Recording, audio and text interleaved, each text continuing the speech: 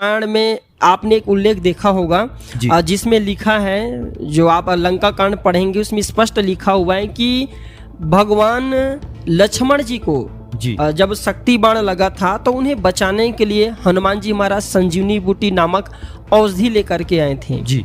और केवल वह संजीवनी बूटी की औषधि बस लेकर के नहीं लाए थे, उनके साथ में कलिहारी नाम का एक पौधा है वो भी लेकर के आए थे। तो जो ये संजीवनी बूटी है ये भगवान लक्ष्मण जी की मूर्छा को दूर किए।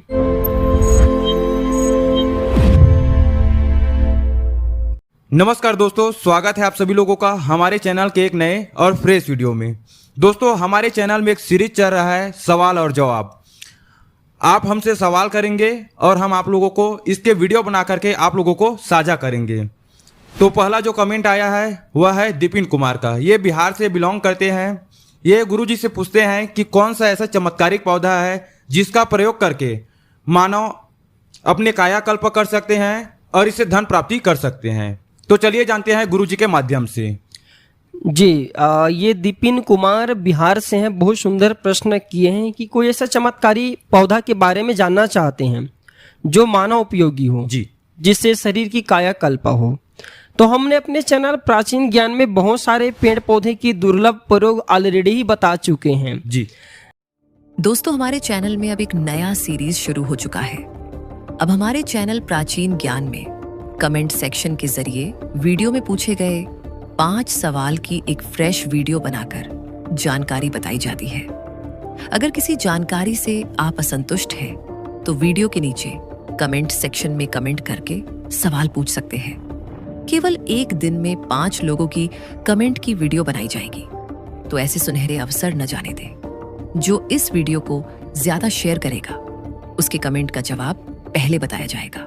जैसे धन की कामना है तो जो श्वेत गुंजा की पौधा है, श्वेत गुंजा की पौधा की जड़ ये रवि पुष्य नक्षत्र में आप जो है लाइए और आप इस अपने धन स्थान में रखिए, इससे धन में बढ़ोतरी होता है जी।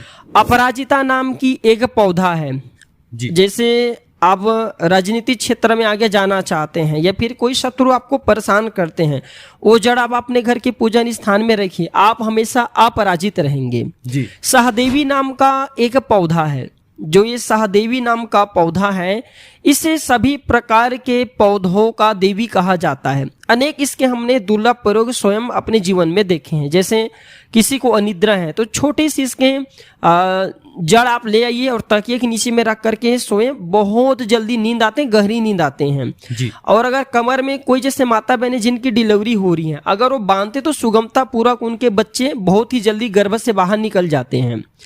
और अगर किसी को तेज बुखार हो तो इसके माला बना करके पहना देने से, इसके जड़ की छोटे छोटे माला बना करके पहना दीजिए तो कैसा भी तेज ज्वर हो वो दूर हो जाते हैं।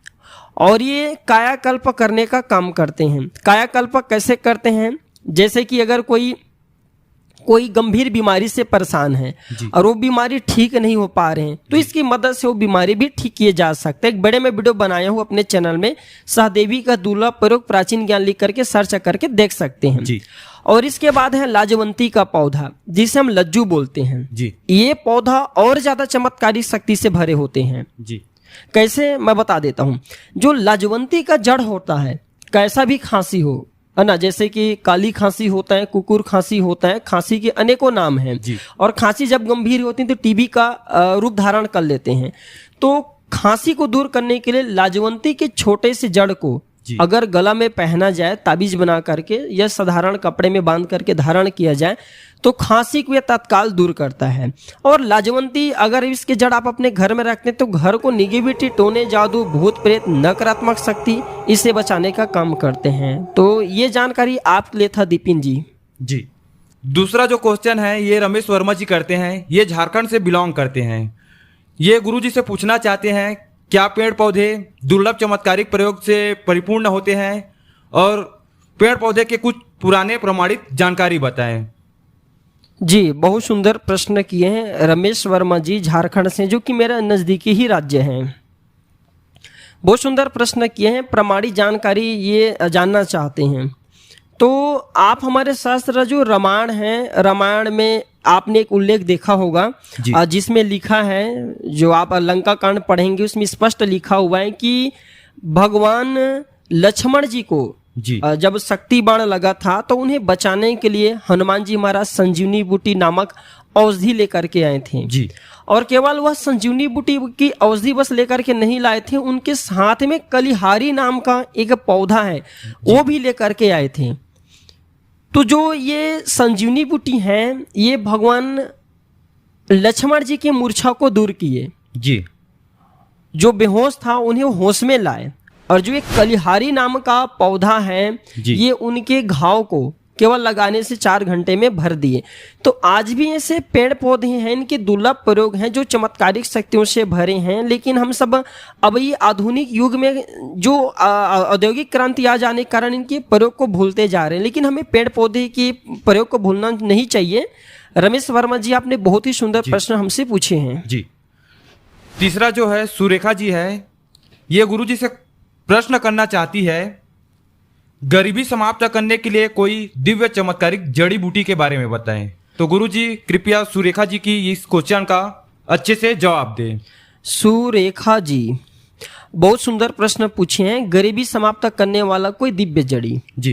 तो गरीबी समाप्त करने वाला वैसे तो हमारे जो तांत्रिक किताब हैं या फिर वनस्पति शास्त्र हैं उसमें अनेकों जड़ी बूटी का उल्लेख है। जी।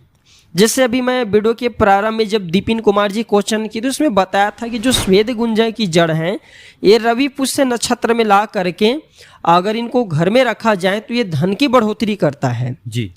और इसी क्रम में जो गुलरकी बांदे हैं, गुलरकी बांदे भी चमत्कारिक शक्ति से भरे होते हैं। अगर इसे भी किसी विशेष शुभ मुहूर्त जैसे कि होली है, दीपावली है, नवरात्रि है, अगर ऐसे शुभ मुहूर्त में लाया जाए तो ये भी धन में वृद्धि करने का काम करते हैं। जी। और इसी प्रकार जो श्वेत गुंजा है श्रवण तंत्र में इसका एक उल्लेख है, इसके जड़ को अगर रवि पुष्य नक्षत्र में शुद्ध शहद जो होता है जिसे हम हनी बोलते हैं या मधुरस भी बोलते हैं, जो शहद है इनमें मिला करके काजल बनाया जाए, श्वेत गुंजा की जड़ और जो शहद ये दोनों को मिला करके काजल बनाया जाए और इसका अगर नेत्रों में अंजन किया जाए तो इसकी मदद से जमीन में दबा हुआ धन को देख सकते हैं। जी।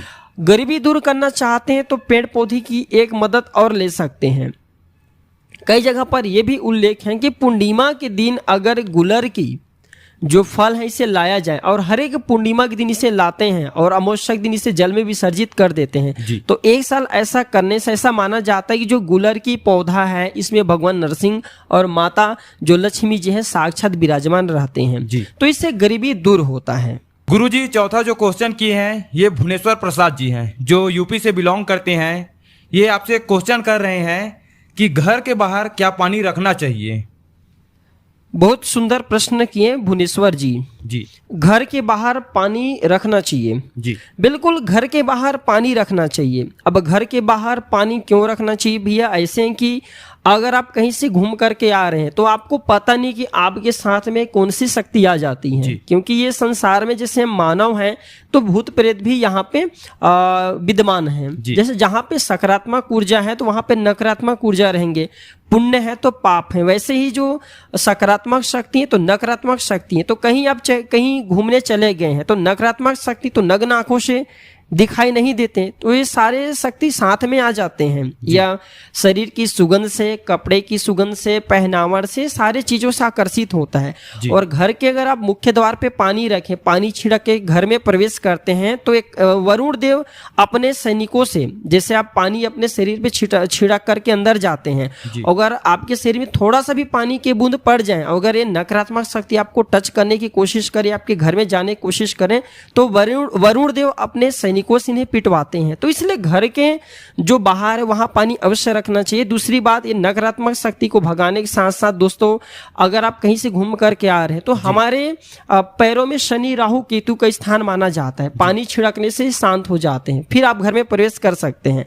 और जिस स्थान में पवित्र वातावरण होते, जहाँ पे पानी रखे गए होते हैं, शुद्ध स्थान होते, वहाँ पे लक्ष्मी का स्थान माना जाता है। और जो हमारे पैतृक देवी देवता होते हैं वो भी जल स्थान पे होते हैं। इसलिए घर के बाहर अपने सुरक्षा के उद्देश्य से या फिर घर में धन की बढ़ोतरी बढ़ाने के उद्देश्य से अवश्य पानी रखना चाहिए। जी दोस्तों, अगर आप भी है काले जादू, भूत प्रेत, शनि, राहु, केतु से परेशान, नहीं हो पा रहा है आर्थिक उन्नति, हो रहा है धन की तंगी, कोई भी कार्य नहीं हो पाता, सफल तो आज ही पहनिए हमारे गुरुजनों के द्वारा सिद्ध किया हुआ काला धतूरा की जड़ और पाइए इन सारे समस्याओं से छुटकारा। लिंक डिस्क्रिप्शन में है। गुरुजी, पांचवा जो क्वेश्चन की है ये सत्यभामा जी है। ये भी यूपी से बिलोंग करती है। ये आपसे क्वेश्चन कर रही है कि मेरे पति का आर्थिक उन्नति नहीं हो रहा है, तो इसके लिए क्या उपाय करें? जी, अगर माता बहनें चाहती हैं कि उनके पति का आर्थिक उन्नति हो तो एक बहुत ही साधारण से उपाय बता रहा हूँ, बहुत ही अचूक उपाय हैं। जी। वैसे उपाय देखा जाए तो साधारण ही होते, लेकिन इनके प्रभाव दिव्य होते हैं। जी। तो हम एक उपाय बता रहे हैं, उपाय आप जो आजमा करके देख सकते हैं। जी। करना क्या है कि जो शिवलिंग है, शिवलिंग पर चढ़ा पानी, सत्यभामा जी शिवलिंग पर चढ़ा पानी आप स्वयं पिए, अपने पति को पिलाएं, अपने घर में जो छोटे बच्चे हैं, नन्हे बच्चे हैं, घर के सभी सदस्यों को पिलाना शुरू कर दें। जी। देखिए, पति को पिलाते हैं तो इसका बेनिफिट ये रहेंगे कि आपके पति के ऊपर में अगर बुरी समय चल रही हैं, जैसे शनि, राहु, केतु जो निज ग्रह हैं उनके प्रभाव उनके ऊपर में है, आपके पति के ऊपर में है, वो दूर हो जाएंगे। इन शिवलिंग पे चढ़ा पानी पिलाने से क्या होता है, सकारात्मक ऊर्जा का संचार शरीर में होने लगता है। जी। तो इससे आपके पति का आर्थिक उन्नति होगा। और घर में शिवलिंग पे चढ़े गए पानी को छिड़कना चाहिए, आप रख लेना, छिड़कना पूरे घर में। छिड़कने से कभी कभी ऐसा होता है कि हमारे घर के कुछ गुप्त स्थान होते हैं जहां पे पूजन पाठ करते हैं, तो पूजे पाठ की धुआं है या दीप जो है दिखाई नहीं जाते, अर्थात वहां पे पहुंच नहीं पाते। तो ये जल आप छिड़क देना, हर कोने में छिड़कना, जहां जहां शिवलिंग पे चढ़ेंगे पानी आप छिड़केंगे वहां से नकारात्मक ऊर्जा, नकारात्मक शक्ति भाग जाएंगे। और जो घर पवित्र होते हैं फिर उस घर में लक्ष्मी माता स्वयं आ जाती है। तो इससे आपके आर्थिक उन्नति भी होंगे, आपके पति की आर्थिक उन्नति होंगे और आपके घर के जो वातावरण है वो भी पवित्र रहने लगेंगे। जी। तो दोस्तों, यह जानकारी कैसा लगा आप हमें कमेंट सेक्शन में जरूर बताएं और वीडियो पसंद आए तो इसे अपने दोस्तों यारों में आगे जरूर शेयर करें। धन्यवाद।